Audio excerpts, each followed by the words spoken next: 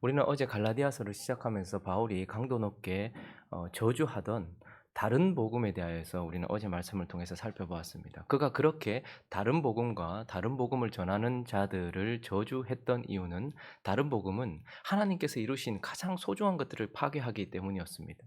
예수 그리스도 그리고 하나님과의 관계를 파괴하는 것이 바로 다른 복음이고, 무엇보다도 그분의 아들의 생명으로 우리에게 주신 가장 소중한 것, 자유함을 얻어서, 이 악한 세대로부터 건짐을 받아 자유함을 얻어서 하나님을 마음껏 섬기게 하고 하나님을 예배하기 위하여 주신 그 자유를 빼앗기 때문에 그 다른 복음에 대하여서 강도 높게 아주 비판하고 저주했던 것을 우리는 봅니다.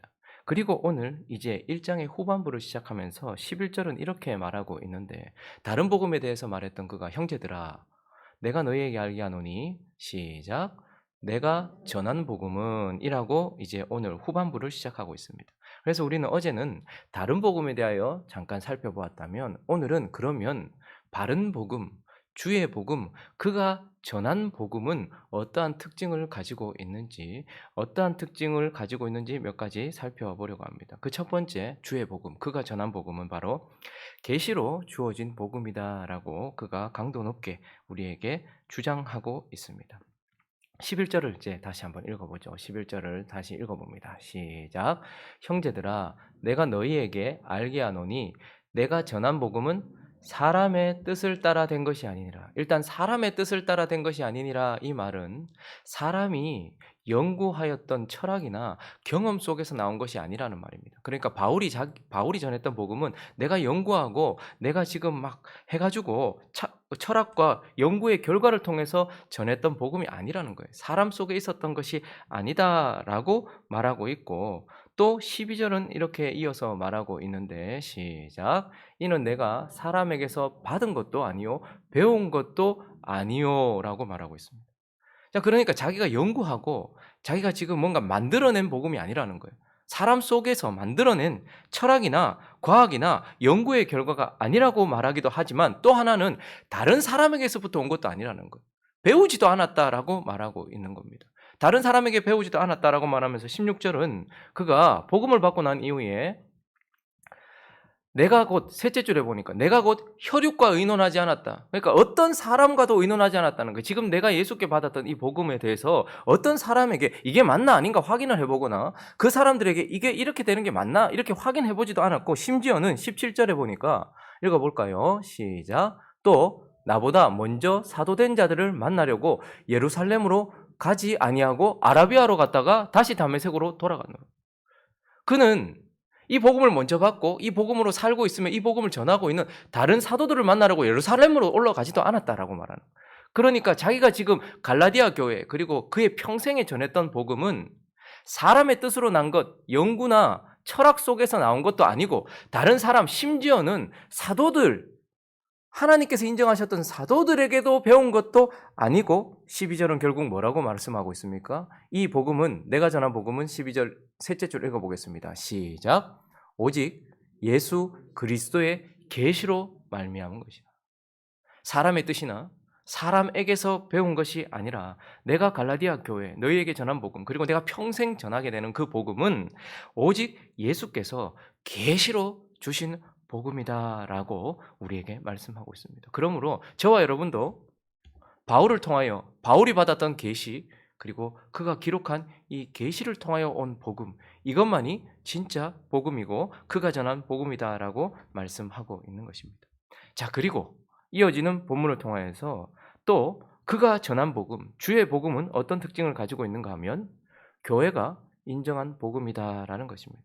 여러분, 그가 지금 갈라디아 교회에 전한 복음은 주의 계시로 받았다, 자기가 혼자 예수님께 받았다라고 말하고 있어요. 오히려 이것이 우리에게 더 위험 요소처럼 보이지 않습니까? 연구를 했거나 사람과 의논을 했거나 사도들에게 이렇게 배우지 않고 혼자 예수께 받았다라고 하는 이 복음을 내가 안전하게 우리가 믿고 받을 수 있는가? 내 삶을 드릴 수 있는가? 그러나 어쩌면 그래서 이 바울이 전한 복음은 독선적으로 보이기도 하고 위험해 보이기까지 하는 것이죠. 그가 혼자 예수께 받았다고 말하니까요. 그러나 이 복음을 그가 또한 교회에 인정을 받았다라고 또 우리에게 말하고 있습니다. 17절을 다시 보시면 그가 복음을 만났고 그가 지금 전하는 복음을 지금 전하게 되기 전에 또 나보다 먼저 사도된 자들을 만나지도 않았다고 말하죠. 차라리 우리는 이게 더 안전할 것 같지 않습니까? 예루살렘에 가서 사도들을 만나서 그들에게 배웠다라고 말하면 오히려 더 안전할 것 같은데 예루살렘으로도 가지 않고 사도들도 만나지 않고 대신 어디로 갔다고 말하고 있습니까? 아라비아로 갔대요. 아라비아로 가서 거기서 18절에 보니까 3년 후에라고 하니까 아라비아에 몇 년 있었을까요? 예수를 만나고 나서 복음을 받고 나서 계시로 예수의 복음을 받고 나서 3년 동안 어디에 있었다는 거예요? 아라비아에 있었다라고 말하고 있습니다. 그리고 3년 후에 게바와 야고보를 만났다라고 말하고 있는데 마치 이 시간은 가려진 시간이에요. 도대체 아라비아에서 뭐 했을까? 어떤 사람은 그가 복음을 전했을 것이다. 어떤 사람은 그가 예수를 깊이 만났을 것이다. 저는 둘 다 하지 않았을까 생각합니다. 예수 그리스도의 사도들, 게바, 베드로나 이런 12사도들이 3년 동안 예수님의 공생애 가운데 3년 동안 예수님과 함께 복음도 전하고 예수님을 알아갔던 것처럼 부활하신 예수님이 찾아오셔서 사도로 세운 이 바울도 아라비아라는 곳에서 3년 정도 그 사도들과 같은 시간을 보냈지 않았을까 우리는 그렇게 충분히 예상할 수 있는 것이죠. 그리고 나서 18절을 다시 보시면 그 후 그러니까 그가 사람에게 받거나 사도들에게 배우지 않았어요. 그러나 마치 이 게바와 12제자들이 3년 동안 예수님께 직접 받았던 것처럼 그도 3년 동안 아라비아에서 예수 그리스도의 복음을 받았겠죠. 그리고 3년 만에 내가 게바를 방문했다. 그래서 예루살렘에 올라가서 그와 함께 며칠을 있었다고요? 15일 동안 있었고 그리고 19절에 보니까 주의 형제 야고보 그러니까 게바와 야고보 교회의 기둥처럼 여겨지던 교회의 지도자들을 15일 정도 만났다는 거예요. 그래서 뭐 했다는 거예요? 그가 받았던 계시로 받았던 그 복음이 그 15일 동안 확인되어지는 시간이 있었을 것 아닙니까?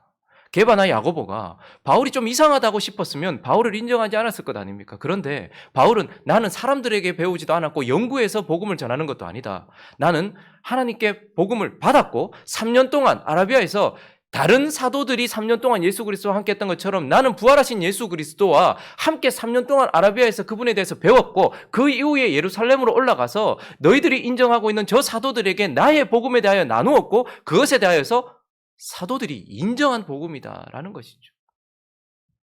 그리고 22절부터 보면 그리스도 안에 있는 유대 교회들 그러니까 이제 이 복음이 시작되는 원교회죠. 그 유대의 교회들이 나를 얼굴로는 알지 못해요. 그러나 다만 우리를 박해하던 자가 전에 멀리하던 그 믿음을 지금 전한다. 사도들도 인정했고 그래서 24절에 있습니다. 시작.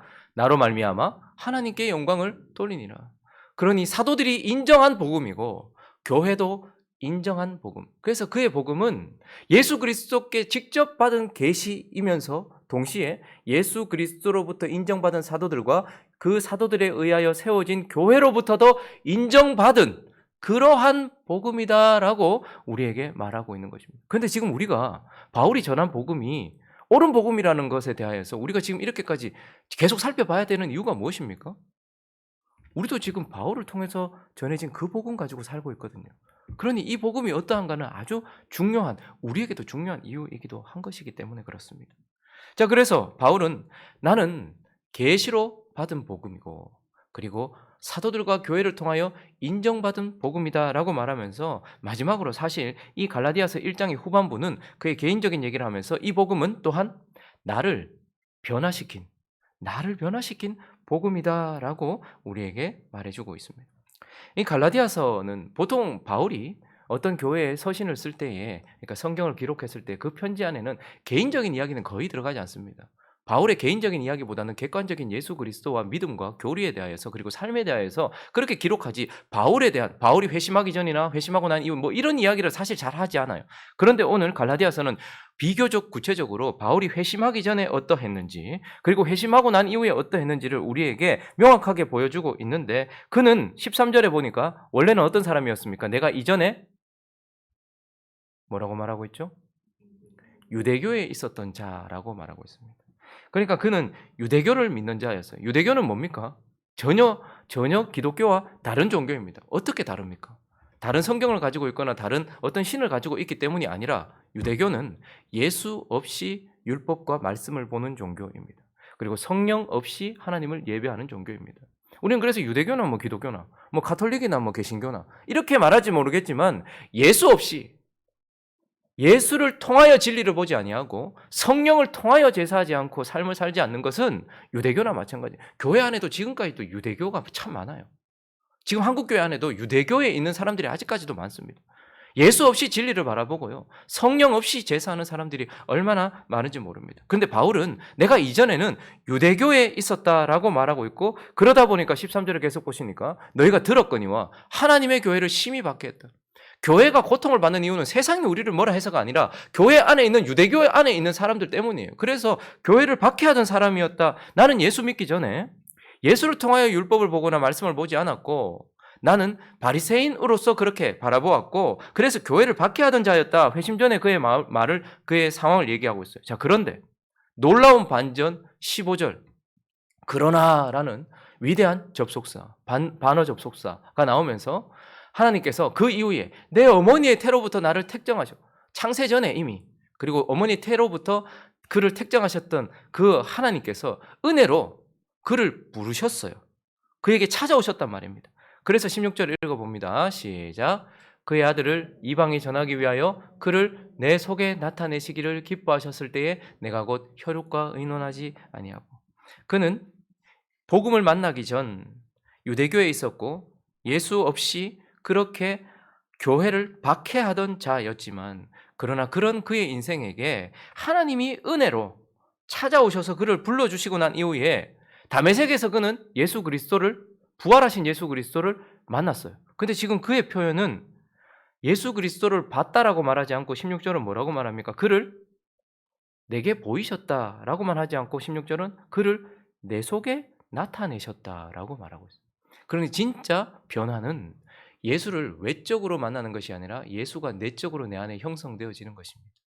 바울은 그러한 회심과 그러한 중생과 그러한 변화를 경험하게 되었다라고 말하면서 그가 회심 전에 그리고 예수 그리스도를 만나고 난 이후에 회심 이후에 예수 그리스도를 다메섹에서 부활하신 예수 그리스도를 내가 외적으로만 본 것이 아니라 그분이 내 속에서 나타나셔서 나는 완전히 변화되어서 그래서 어떻게 됐다는 거예요. 그 복음이 나를 사울에서 바울로 바꿨다라고 말하고 있는 것이죠. 그래서 그가 지금 전하고 있는 복음은 나를 송두리째 바꾼 복음이라는 거예요. 사울에서 바울로 바꿨다. 근데 우리 보통 이제 예수 만나고 나서 사울이 바울이 되었다라고 얘기할 때 큰 자, 사울의 이름의 뜻은 큰 자고 바울의 이름의 뜻은 작은 자다. 그래서 예수를 만나니까 큰 자, 자기가 큰 자라고 여기며 살았던 그가 작은 자, 바울이 되었다. 이렇게 얘기하는데 사실 이것은 성경적이지 않은 해석입니다. 사실 사울이라는 이름은 큰 자라는 뜻을 가지고 있지 않습니다. 그런데 왜 한국교회 안에는 사울이라는 이름은 뜻은 큰 자다 이렇게 말했나? 아마 가만히 보면 그 이스라엘의 1대 왕 사울이 있죠. 근데 이 사울이라는 이름의 원래 뜻은 간구하는 자 이런 뜻입니다. 요구하는 자, 요구된 자 이런 뜻입니다. 그런데 사울을 표현할 때에 그가 외적으로 봤을 때 참 뛰어나 보였다라는 것을 표현할 때 사울이 다른 사람들보다 머리 하나가 더 있었다고 이제 컸죠. 그러니까 누가 봐도 와 저건 왕감이다라고 얘기할 때 사울이 다른 사람들보다 머리 하나가 더 컸단 말이에요. 어깨 위로 하나가 더 있었다라고 말할 정도로 컸다라는 말이에요. 거기서부터 아마 사울은 큰 자다라고 이렇게 표현되어졌던 것 같고 그래서 참 이렇게 해석하면 예수를 만나기 전에 바울은 사울이어서 큰 자였지만 예수를 만나고 나서 그를 겸손히 낮추는 사울 이건 참 은혜로운 해석이긴 하지만 사실은 이 구절은요. 사울이었던 그가 예수를 만나고 나서 그의 이름을 바울로 바꿨던 것은 그의 이름 사울은 사실 유대식 표현이에요. 그런데 그가 나중에는 헬라식 표현, 이방인의 표현으로 바울로 바꿨어요. 이 말은 그가 하나님께서 그를 유대인이 아니라 이방인들에게 복음을 전하는 이방인의 사도로 보내셨기 때문에 그 이방인들에게 다가가기 위한 이름으로 바꿨다라고 볼 수 있는 것입니다. 그러니까 그가 예수를 만나고 난 이후에 그는 진짜 작은 자가 되었어요. 자기가 그렇게 수준 높게 생각했던 그런 유대인이 아니라 개처럼 여겼던 그런 이방인을 위하여 자기 삶을 주어야 되는 삶을 주는 그에게 보내신 이방인에게 보내신 하나님 앞에 작은 자가 되었고 이방인들에게 자기의 생명을 줄 만큼 작은 자가 되었다라는 것입니다. 그러니까 그는 결국 하나님이 보내신 이방인을 위하여 살기 위한 이름으로 바뀌었다라는 것으로 볼 수 있고 그의 변화는 사실 율법을 들고서 사람을 죽이던 바리새인에서 복음을 들고서 사람을 살리는 사도가 되었다. 완전히 삶이 송두리째 바뀌어 버렸다. 이방인들에게 보내졌기 때문에 이방인을 위하여 이름을 바꾸었고, 그리고 생명을 살리는 사도로 변화되었다라고 말할 수 있는 것으로서, 그래서 그가 전한 복음은 결국 나를, 존재를, 나의 삶의 방향을, 나의 삶의 모든 것들을 송두리째 변화시킨 복음이다라고 우리에게 말씀하고 있는 것입니다. 그러니 그가 사울에서 바울로 바뀌었다는 것 자체가, 바리새인에서 사도로 바뀌었다는 것 자체가 그의 삶 전체를 하나님께서 바꾸었다라는 증거라는 것입니다. 말씀을 정리하겠습니다. 그가 가진 복음, 그가 전한 복음, 주의 복음은 예수께로부터 와서 그의 삶을 이렇게 완전히 악한 세대에 매여서, 율법에 매여서, 자기 자신에 매여서 살아가던 그에게 찾아와서 그에게 자유를 주시고, 그래서 그 자유함을 가지고서 주에게 종이 되어 주를 마음껏 섬기고 주를 위해 살아가는 그러한 사람으로 변화시킨 능력의 복음이고, 그리고 그의 입에서 나오는 복음을 통하여서 교회를 일으키고 다른 이들, 죽어 있는 자들을 살리는 생명의 복음이라는 말입니다. 그러니 바울이 가지고 있는 복음은 능력이요 생명입니다. 자, 그러면 그가 전한 복음을 받아든 우리가 지금 가지고 있는 복음은 어떤 복음입니까? 그 복음은 여전히 바울에게 그러했던 것처럼 나 자신의 삶의 방향과 가치관과 나의 삶의 예배, 이 모든 것들을 송두리째 바꿔버리는 능력의 복음입니까? 그리고 이 복음으로 살아나감으로 말미암아 우리 주변에 생명의 역사가 나타나는 생명의 복음입니까? 바울의 그 복음, 그리고 바울이 전한 복음은 우리에게도 동일한 역사와 동일한 능력이 나타나야 된다는 것을 기억하면서, 주여, 다른 복음 말고 바울이 전한 복음을 통하여 내 안에 능력으로 생명으로 나타나는 삶이 되게 하옵소서라고 기도하며 그러한 삶을 살아가는 저와 여러분 되시기를 예수 그리스도의 이름으로 축원합니다.